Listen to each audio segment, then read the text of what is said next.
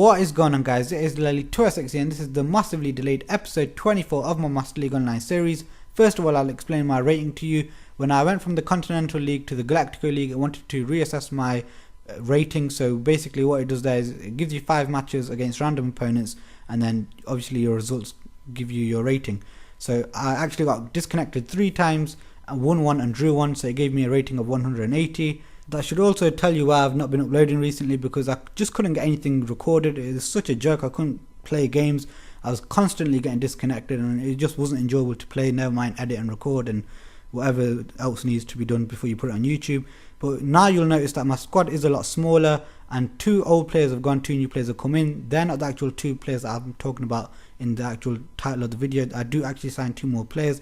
I'll quickly upload the old squad list, which it was before in the last episode. You'll notice that it is Adrian, Mewtwo and Albin that have actually left the squad, and Lucas Podolski and Scully, who a few of you guys recommended in the few comments, well, in the comment section in the last few videos. So I've gone and tried him out, and they're the 2 new players at the club. I actually do sign 2 new players in this episode as well, so there's 4 new faces in this episode alone. So finally, let's get into the first bit of action in this episode. And guys, I'm just as surprised as you are seeing Helder Postiga run like that with the ball, but he rains a few shots on my goalkeeper, and then my defenders back him up by blocking the shot and putting it behind for a corner. But then from that corner, nothing really falls for him, and there's a tame header, and my keeper gets the ball. I look straight at the radar, and I thought, surely it can't be that simple. He had a massive gap down the middle of the pitch.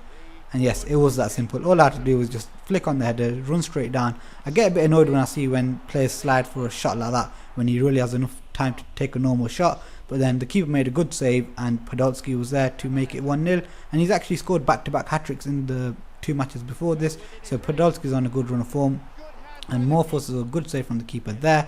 And then here, with a bit of luck, because I do actually put a decent challenge in, but it breaks to him in his stride. That's where the luck is. And he gets a really good effort on goal. He's unlucky not to score because keeper was beat. He was just really unlucky, a few inches lower. And Rossi, I know what you're going to say, they always come off the bar in this game, but for me they normally don't. But when he's regretting that missed chance, he should know not to rest when I'm on the other side. He got lucky because I tore him a new one on that counter attack. But more, when you see this replay, realise how much of a chance that was, because he had a massive gap on that side, but makes good contact, but just beats the far, well, near post, sorry. So now we're going to the second half of this match, and it is pretty dry of action. But what you'll notice is that not just in this match, in my previous matches from the previous episodes, that a lot of my attacks are deadly counter attacks. It's not that I'm actually set up for the counter attack. I'm set up for possession football, and I try to play it as high as I can. But I think a lot of people feel pressured against me. So what they do is they throw everything they can in an attack, and they don't remember about their defensive responsibilities, so it makes the counter-attack even easier for me. That pass I played with Chibi to Palladino was pure luck, because I actually went to track the ball down, and he just ended up playing the pass. But Palladino does really well here as he battles and just hustles the defenders, wins the ball, picks up Luke Moore, and he pops it in at the near post and makes it 2-0. So that really put the game, out of sight. Well, I thought it was out of sight for him anyway. But right then, he does work this nice goal, and I think it was too little too late for him, because it didn't really threaten me after this goal. So after this match, I actually do go sign 2 players. Now, a lot of people that have seen my episodes before noticed I only sign really attacking players. So this double signing here will shock a lot of people. Not do I just sign 1 centre back, I signed 2 centre backs in the same episode. Even I was shocked when I was watching. I was like, whoa, I can't even remember when I last signed my last centre back, never mind signing 2. But the reason I signed these 2 centre backs is just because they're 2 decent footballing centre backs. I say decent because there's a lot better ones, but obviously they're at my price range at the moment. Not are they only decent footballing centre backs, but they're actually good for like cover in other areas. So they both can play centre back, they both can play defensive mid. One of them can play left back, which is Vertonghen, and Perrin can play right back. So it actually gives me good cover in other areas of the field as well. So when I actually was going to sign a player, I was thinking I want another attacking player, and I looked at my squad and I'm crying out for a centre back, and I'm thinking, when have I suddenly become Barcelona and just ignore centre backs? So that's what actually encouraged me to get 2 centre backs at once. So now we're going to the second match of this episode, and you can see I actually got a lot of trust in Makovsho, so I'll play him whenever he's on a good colour, and if I feel that I can actually get away with playing him this match. And Chivu in this match is actually playing in the role I want him to, because I wanted him to be my defensive mid. But now we're going to the second match of this episode, and he ends up giving the ball away kind of cheaply if you ask me, because I don't think Hulk was ever settled to take a shot from there and really beat my goalkeeper, and he will be regretting that, because from that goal kick I worked the ball to Palladino.